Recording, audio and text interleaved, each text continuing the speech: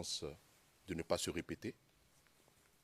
Nous avons vu les différents points abordés par l'équipe du président Gbagbo et donc l'équipe de défense de M. Charles Blé Goudé pense qu'il n'est pas nécessaire à son niveau d'interroger le témoin. Parce que les différents points que nous aurions dû aborder ont déjà été évoqués par l'équipe de M. Gbagbo.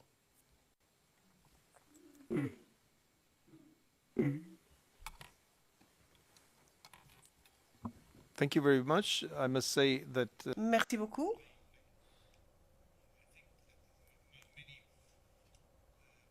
Je dois dire que de nombreux sujets ont déjà été abordés. Et j'aimerais savoir ce qui va émerger en tant que nouveau point. Donc, je donne la parole à M. Demedjian pour des questions supplémentaires. M. Demedjian, 1 minute. Felipe, s'il vous plaît.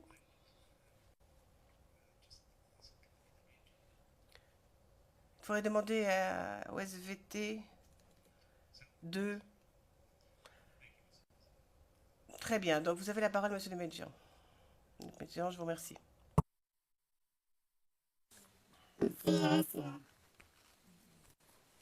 Bonjour. J'ai un seul sujet à vous poser. Ce matin, en fait non, hier je vous ai montré, si vous vous rappelez bien, la vidéo sur laquelle vous voyez le char passer ainsi que le cargo. Vous vous souvenez de ce vidéo, n'est-ce pas? Oui, tout à fait. Et pour la Chambre et les participants, c'était à la page 88, ligne 11. Vous nous avez dit que c'était au carrefour Banco. Vous vous rappelez de votre réponse? Oui. Et le 3 mars, après le tir de la bombe que vous nous avez dit plus tôt, où est-ce que vous vous trouviez exactement?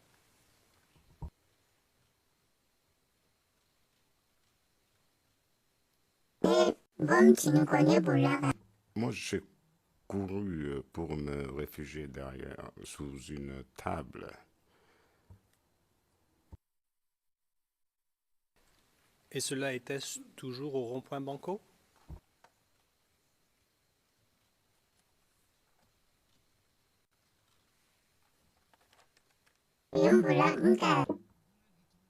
J'ai quitté la table bitumée. Il y a une table qui se trouvait sur le bas-côté, donc je me suis réfugié sous cette table.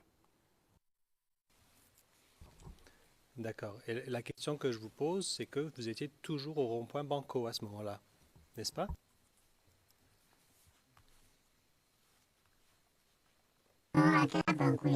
Oui, tout à fait, j'y étais encore.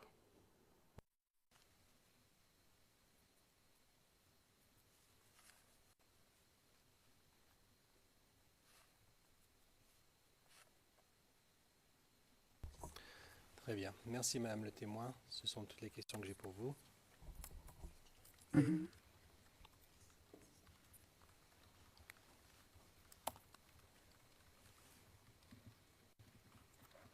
Your Honors, that concludes the re-examination. Monsieur le Président, j'en ai terminé avec mes questions supplémentaires. Le Président, merci beaucoup.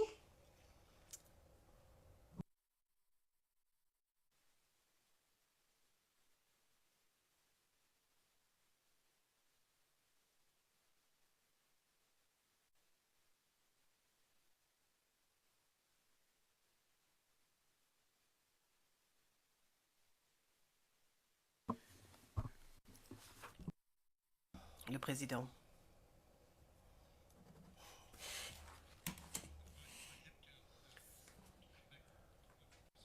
Je dois revenir sur les paroles de Monsieur le procureur.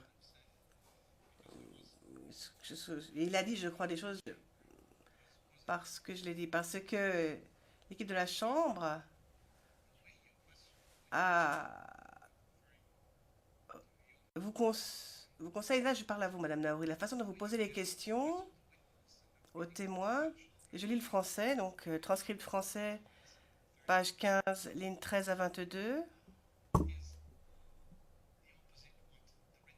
C'est le contraire de ce qui est écrit dans la déclaration écrite au paragraphe 57 en français, et je cite: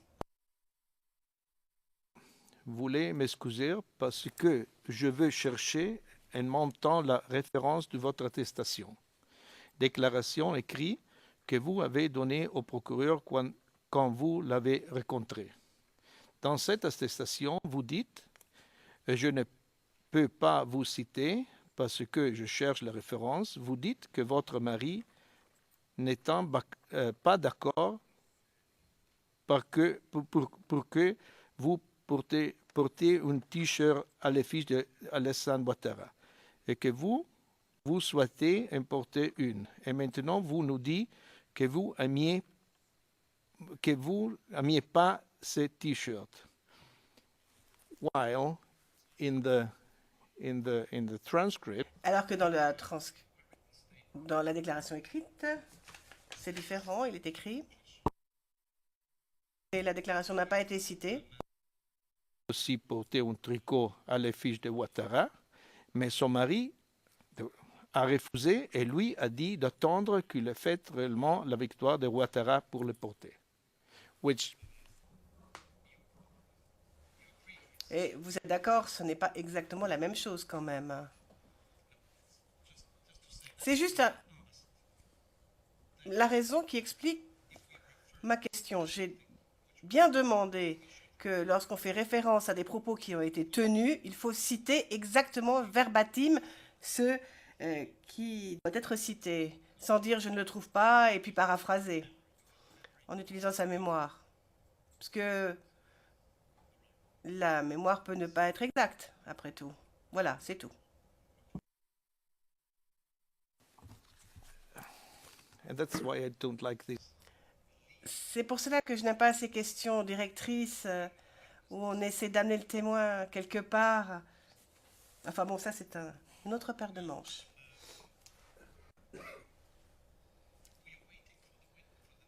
Nous attendons le témoin suivant. Je pense que l'on peut libérer le témoin. Madame le témoin, Madame le témoin. Votre déposition est maintenant terminée. Toutes les parties intéressées vous ont posé des questions. La Chambre tient à vous remercier d'être venu ici pour témoigner, qui nous a été fort utile. En effet, cela nous a été fort utile. Mais vous pouvez maintenant rentrer chez vous. Et je vais demander à Monsieur l'huissier de vous escorter hors du prétoire. Alors, on attend le témoin suivant.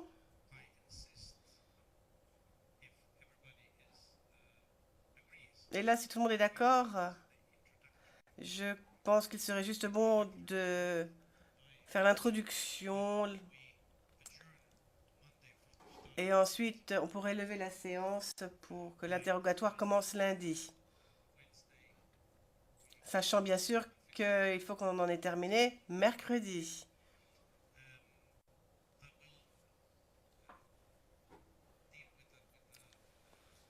En ce qui concerne la requête de l'accusation aux fins d'une histoire de témoin, tout le monde sait de ce dont je parle, et on passera à huis clos partiel pour le faire. Et d'ailleurs, nous allons le faire tout de suite. Donc, monsieur le greffier, veuillez passer à huis clos partiel.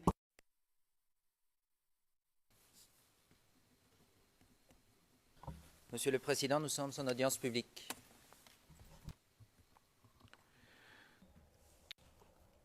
Le Président, je vous remercie. Ce sera très court. Donc, savoir s'il faut appeler l'accusé M. Gbagbo ou le Président Gbagbo. La Chambre convient que vous avez parfaitement raison, Maître Altit, lorsque vous dites qu'il s'agit d'un titre qui reste attaché à la personne. même lorsqu'on a quitté la fonction.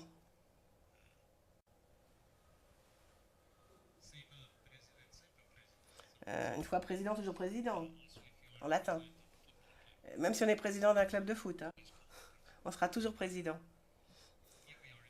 Mais ici, nous sommes dans un prétoire, une salle d'audience, et c'est un sujet fort sensible. C'était la façon dont vous avez aussi fait référence à l'accusé lors de votre interrogatoire. Normalement, vous utilisez Monsieur Gbagbo lorsque vous parlez aux témoins, mais là, vous avez dit le président Gbagbo. Alors ici, nous sommes une salle d'audience, et qu'on soit président ou pas, les accusés sont tous égaux devant la loi. Ils sont Monsieur Gbagbo et rien d'autre. Donc,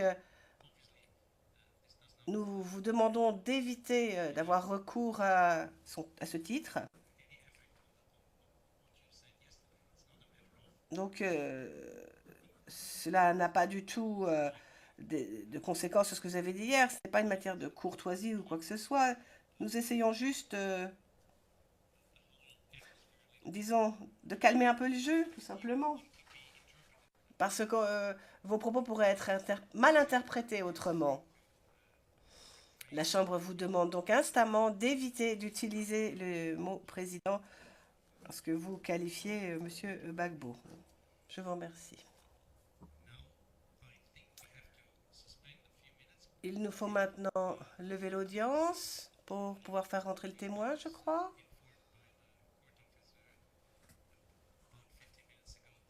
Monsieur le greffier vient de me dire qu'il faudrait à peu près 30 minutes de pause. Donc, on pourrait faire venir le témoin à 12h30 et faire les introductions d'usage, etc., afin de pouvoir vraiment commencer dans le vif du sujet dès lundi matin.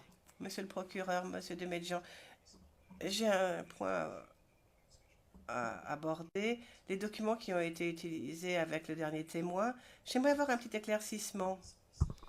Qu'est-ce qui est versé exactement? La déclaration du témoin auquel on a fait référence pour rafraîchir la mémoire du témoin, etc. On a bien vu que pour 547, on a considéré que la déclaration avait été versée au dossier. Alors, moi, je ne sais pas, mais le fait de faire référence à un paragraphe de la déclaration contourne la règle 68. Parce que dans la règle 68, on peut obtenir des éléments de preuve sous forme écrite et les verser au dossier. Donc, j'aimerais bien que vous vous penchiez sur ce sujet, s'il vous plaît, Madame, Messieurs les juges. Deuxième chose, la vidéo qui a été montrée à la défense, par la défense ce matin. CIV D15 001 03886. C'était des gens qui quittaient Abobo. Non, c'est 0565. Donc, aucune question n'a été posée à propos de cette vidéo témoin. Il n'y a pas eu d'authentification. On n'a pas demandé au témoin de reconnaître quoi que ce soit qui a été dit dans la vidéo ou vu. Donc, si vous vous référez à la transcription, avec la question ne porte pas du tout sur la vidéo. Alors, j'aimerais savoir si on considère que cela a été correctement, qu'on a correctement demandé le versement au dossier avec le président. Non, il y a eu des questions posées sur la vidéo. Que disent ces gens? Je me souviens plus très bien maintenant, mais je ne voudrais pas vous induire en erreur. Mais la question était, est-ce que vous avez compris ce qu'ils ont dit? Et puis, il y a un petit échange entre Madame Naouri et moi-même, parce que je n'avais pas demandé qu'avez-vous entendu, mais elle a proposé ces mots-là aux témoins, justement. Donc, il y avait bien des questions qui ont été posées sur cette vidéo. En tout cas, sur ce qui a été dit. Pas sur ce qui a été vu, mais sur ce qui a été dit dans cette vidéo. Mais je pense qu'on en a déjà parlé, de toute façon.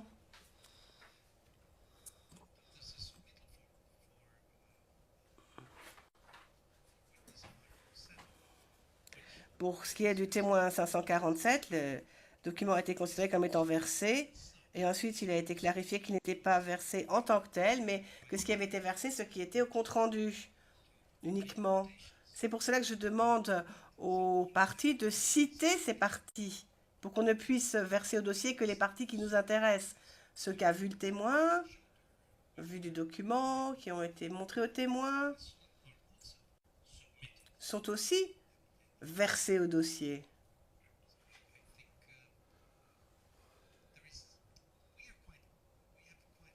Je pense que nous, très clairement, nous comprenons parfaitement ce qui est versé et ce qui ne l'est pas. Monsieur Demedjan, merci beaucoup. C'est rassurant de savoir que ce n'est pas la totalité de la déclaration qui est versée en entier dans ce type de scénario. Le président, oui, mais ça fait beaucoup de papier, hein, une frénésie de papier. Donc, on ne considère verser au dossier que la partie qui est contestée, qui a fait l'objet d'une discussion. Si ça n'a pas fait l'objet de discussion, c'est présenté d'une autre façon, c'est versé d'une autre façon, par le biais des réponses données par le témoin aux questions. Monsieur Demedjan, merci. Maintenant, j'ai encore une dernière question sur la vidéo.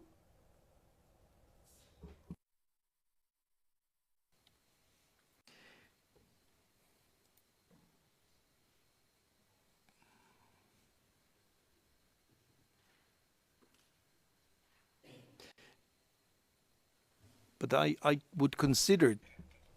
Mais je pense qu'il serait peut-être plus judicieux de parler de ce problème administratif lors d'une conférence de mise en état plutôt que lors d'une conférence, plutôt que lors d'une audience publique. Vous êtes d'accord pour que l'on parle de tout cela lors d'une conférence de mise en état?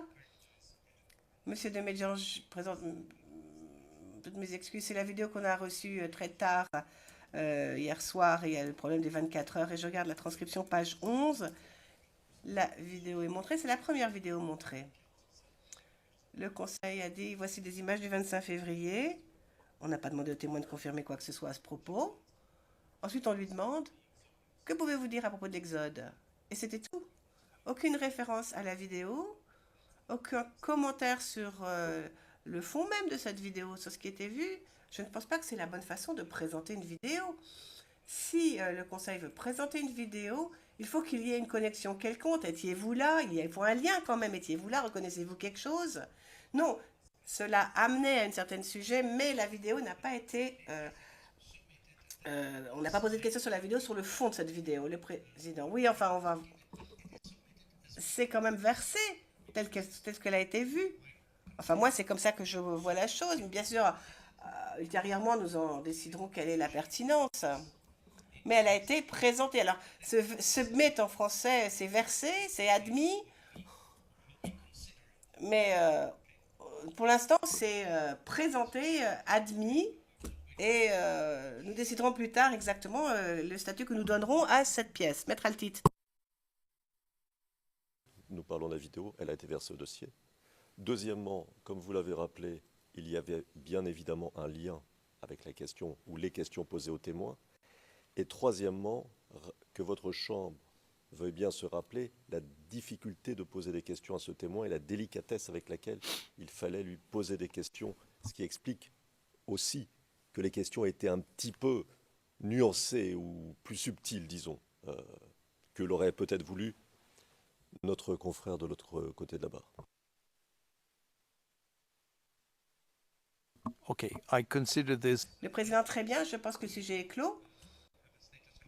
Et nous organiserons une conférence de mise en état où nous aborderons tous ces aspects techniques, certains qui sont assez obscurs d'ailleurs, hein.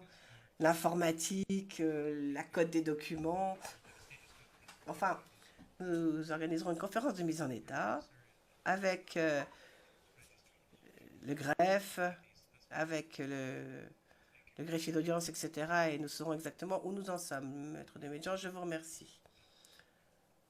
Et nous sommes absolument prêts à assister à cette conférence de mise en état. Le président, oui, je vois les LRV. Pour ce témoin, nous voulons poser des questions. Enfin, nous avons fait cette demande. Et par décision orale du 3 février, il a été fait droit à notre demande. Le juge président, je m'en souviens très bien. Nous allons maintenant lever la séance. pour 10 minutes ou 15 minutes à peu près. Dès que nous saurons que le témoin est en prétoire, nous reprendrons, mais ça ne devrait pas prendre plus de 10 à 15 minutes.